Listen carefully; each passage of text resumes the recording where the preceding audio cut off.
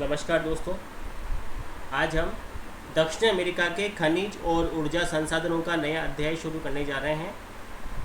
इस संपूर्ण अध्याय में हम दक्षिण अमेरिका में उत्पादित किए जाने वाले खनिजों एवं ऊर्जा संसाधनों का अध्ययन करेंगे।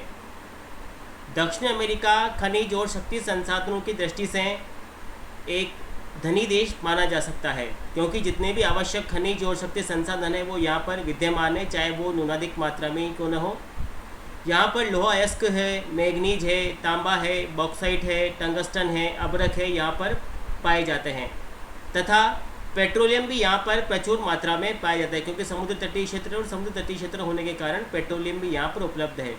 लेकिन कोयले की कमी यहाँ पर पाई जाती है, कोयले का यहाँ पर अभाव पाया जाता है। प्राकृतिक गैस भी यहाँ पर उपलब्ध है, तो पेट्रोलियम और प्राकृतिक गैस के द्वारा यहाँ पर जो कोयले की कमी है उसे दूर किया गया है। इसके अलावा यहाँ पर निरंतर सर्वेक्षण चलते रहते हैं ताकि नए खनिजों खनिज क्षेत्रों का पता लगाया जा सके। दक्षिण अमेरिका में लोहा अयस्क, मैग्नीज, तांबा, बॉक्साइट, अभ्रक आदि प्रकार के खनिज पदार्थ निकाले जाते हैं और उनका उत्पादन और निर्यात भी किया जाता है। आज हम दक्षिण अमेरिका में लोहा अयस्क उत्पादन और उसके उत्पादक क्षेत्रों का अध्ययन करेंगे। लोहा अयस्क किसी भी देश के आर्थिक व औद्योगिक विकास का आधार होता है। दक्षिणी अमेरिका विश्व के लगभग 20% लोहा अयस्क का उत्पादन करता है। विश्व का 20% लोहा अयस्क दक्षिणी अमेरिका से ही प्राप्त होता है। दक्षिणी अमेरिका में जो प्रमुख उत्पादक देश हैं वो यहाँ पर मैं आपको बताता हूँ।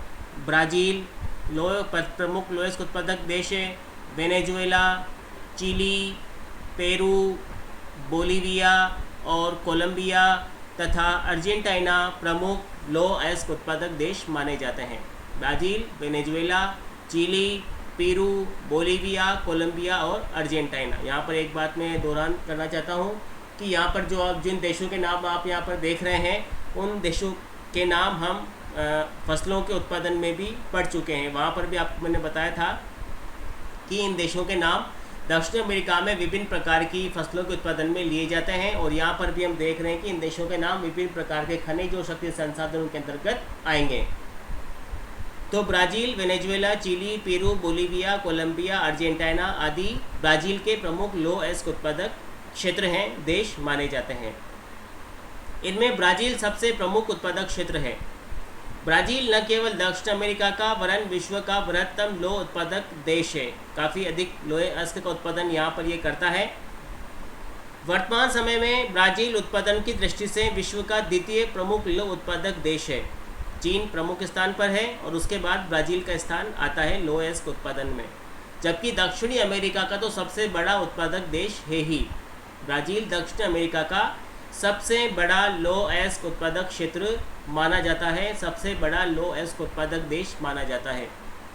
ब्राज़ील में यहाँ पर आप देख रहे हैं, ब्राज़ील का जो प्रमुख लोहा अयस्क उत्पादक क्षेत्र है वो है मिनास गेरास।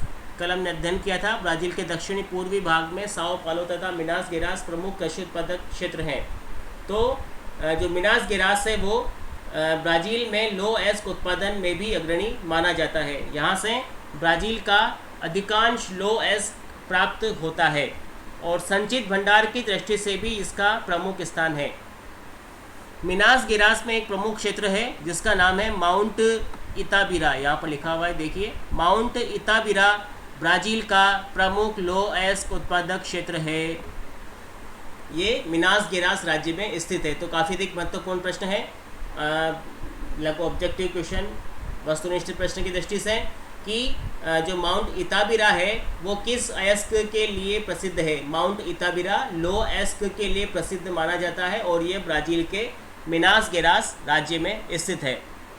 तो चूँकि ब्राज़ील एक तटीय राज्य है और तटीय राज्य होने के कारण यहाँ का जो जल परिवहन है वो विकसित है, तो जो उत्पादन होता है उसे निर्यात करने में भी आसानी रहती है।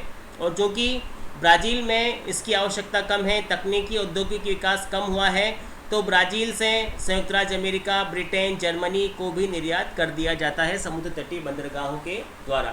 तो इस प्रकार से जो मिनास गेरास है, ब्राज़ील का मिनास गेरास राज्य है, वो लोहा अयस्क उत्पादन में महत्वपूर्ण स्थान रखता है और इसका माउंट इताबिरा प्रमुख उत्पादक क्षेत्र है। और चूंकि ब्राज़ील में तकनीकी और जो दूसरा औद्योगिक विकास है वो कम हुआ है, इसलिए यहाँ से जो लो एस्क है वो यूरोप तथा अमेरिकी देशों को निर्यात अमेरिकी देशों को या लैटिन अमेरिकी देशों को निर्यात कर दिया जाता है। तो इस प्रकार से ब्राज़ील दक्षिण अमेरिका का प्रमुख लो एस्क उत्पादक क्षेत्र है। इसके बाद आता है दोस्तों वेनेजुएला। ब्राज़ील के बाद वेनेजुएला उत्पादन में प्रमुख स्थान रखता है। यहाँ के जो प्रमुख क्षेत्र हैं, कुछ विशेष नाम है जो आपको याद करने पड़ेंगे। बोलीवार, एल पाओ, एल2एनो प्रमुख उत्पादक देश हैं तथा ओरोनिको नदी जल मार्ग के द्वारा यह यूरोपीय देशों को निर्यात कर दिया जाता है। तो वेनेजुएला का जो लो एस्क है वो ओरोनिको नदी के जल मार्ग के द्वारा तटीय क्षेत्र तक पहुंचाया जाता है और वहां से यूरोपीय देशों को निर्यात कर दिया जाता है। यहाँ पर आप देख रहे हैं कौन कौन से क्षेत्र हैं। ये देखिए, यहाँ के उत्पादक क्षेत्र हैं बोलीवार, एल पाओ और एल2एनो यहाँ के प्रमुख उत्पादक क्षेत्र हैं। ये याद करने पड़ेंगे आपको। तो आप इनका एक टेबल फॉर्मेट में इनको लिख सकते हैं ताकि याद करने में आसान रहे। तो ब्राज़ील का तो हो गया मिनास गेरास, जहाँ पर माउंट इताबिरा प्रमुख लो एस्क उत्पादक क्षेत्र माना जाता है। और वेनेजुएला में बोलीवार, एल पाओ तथा एल2एनो प्रमुख उत्पादक देश हैं। ओरोनिको नदी के जलमार्ग के द्वारा वेनेजुएला का जो लो एस्क है वो वहाँ से यूरोपीय देशों को निर्यात कर दिया जाता है। अब दोस्तों आते हैं तीसरे उत्पादक देश पर, जो है चिली। चिली में उच्च कोटि का मैग्नेटाइट लोहा पाया जाता है। चिली में उच्च कोटि का मैग्नेटाइट लोहा मिलता है, उसका उत्पादन किया जाता है। यहाँ पर एकांकागुआ, टाल्का, मालेको, एंटाफागस्ता मुख्य उत्पादक देश हैं। दोस्तों आप इन्हें अपनी कॉपी में नोट डाउन कर लें।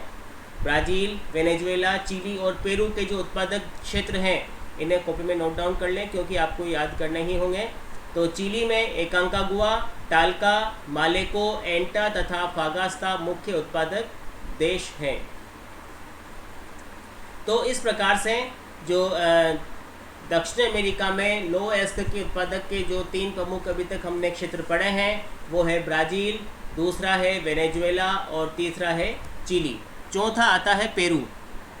पेरू में मेरकोना तथा अकारे प्रमुख उत्पादक क्षेत्र माने जाते हैं। मेरकोना तथा अकारे प्रमुख क्षेत्र माने जाते हैं। यहाँ पर हम मानचित्र में देखते हैं कौन कौन से प्रमुख लो एस्क उत्पादक क्षेत्र हैं। ब्राज़ील का जो ये दक्षिणी पूर्वी क्षेत्र है जहाँ पर साओ पालो, मिनास गेरास है, यहाँ पर लो एस्क का उत्पादन किया जाता है। ये आप देख रहे हैं ये वाला हिस्सा। ब्राज़ील के बाद दूसरा जो उत्पादक क्षेत्र है वो है वेनेजुएला। यहाँ पर ओरोनिको नदी के द्वारा इसका निर्यात यूरोपीय देशों को कर दिया जाता है। ये वेनेजुएला में। वेनेजुएला के बाद चिली में भी लो एस्क का उत्पादन किया जाता है। और चौथा है पेरू में भी लो एस्क का उत्पादन किया जाता है। तो ये 4 क्षेत्र दक्षिण अमेरिका में लो एस्क उत्पादन के लिए प्रसिद्ध स्थान रखते हैं। एक बार हम फिर रिवाइज करते हैं इनको। ब्राज़ील में मिनास गेरास, जहाँ का माउंट इताबिरा क्षेत्र लो एस्क उत्पादन के लिए प्रसिद्ध है। और चूंकि ब्राज़ील में तकनीकी तथा औद्योगिक विकास नहीं हुआ है, अतः तकनीकी तथा औद्योगिक विकास नहीं होने के कारण यहाँ का अधिकांश उत्पादन है वो यहाँ से निर्यात कर दिया जाता है। अमेरिका तथा यूरोपीय देशों को निर्यात होता है। दूसरा है वेनेजुएला एक प्रमुख उत्पादक क्षेत्र है। यहाँ पर बोलीवार, एल पाओ, एल2एनो प्रमुख उत्पादक क्षेत्र हैं। ओरोनिको नदी जलमार्ग के द्वारा यूरोपीय देशों को निर्यात कर दिया जाता है, यहाँ का जो लो एस्क है।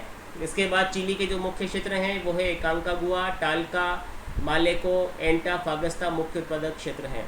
पेरू में मेरकोना तथा अकारे प्रमुख उत्पादक क्षेत्र हैं। तो इस प्रकार से आज हमने दक्षिण अमेरिका में खनिज और ऊर्जा संसाधनों का जो अध्याय शुरू किया उसमें हमने लो एस्क उत्पादन और उसके उत्पादक क्षेत्रों के बारे में पढ़ा। इसे आप अपने रजिस्टर में नोट डाउन कर लें क्योंकि ये जो उत्पादक क्षेत्र हैं ये आपको याद करने हैं। और साथ ही साथ दक्षिण अमेरिका का एक साधारण मानचित्र बनाने का अभ्यास भी कर लें ताकि आप उत्पादक क्षेत्रों को वहाँ पर प्रदर्शित कर सकें। धन्यवाद। आज हम इतना ही पढ़ें।